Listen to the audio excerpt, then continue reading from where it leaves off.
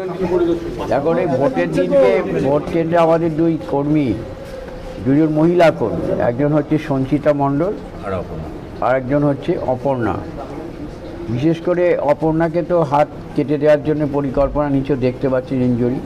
আর গোটা শরীরে অঙ্গেতে যত রকমের আঘাত দরকার, পাছায় কিংবা সামনে, সব রকম আঘাত করেছি। গুরুতর অবস্থায় অপর্ণা ভর্তি হয়েছেন, তার এইমাত্র হাতের এক্সরে হলো।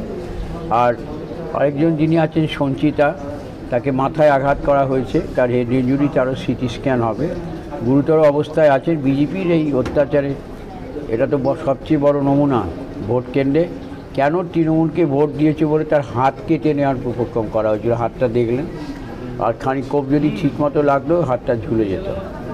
তারই ওদের দেখতে এসেছিলাম। সাথে প্রাক্তন বিধায়ক আমাদের অসীম এসেছেন, নবীন, তারপরে পরিমলদা, আরও শ্যামা, সকলে এখানে এসেছেন ওদের আহতদের দেখতে। যেহেতু বলাগড়ে হলো, কালনা মহকুমা হাসপাতালে এনেছেন, তো তাই হাসপাতালের সুপারের সঙ্গে কথা বলেছি। ওদের যাবতীয় চিকিৎসা, বাইরে থেকে যদি কোনো কিছু এক্সরেও করাতে হয়, ওষুধ যা কিছু লাগবে আমরা বলেছি হাসপাতাল কর্তৃপক্ষ থেকে যেন করে দেওয়া হয়।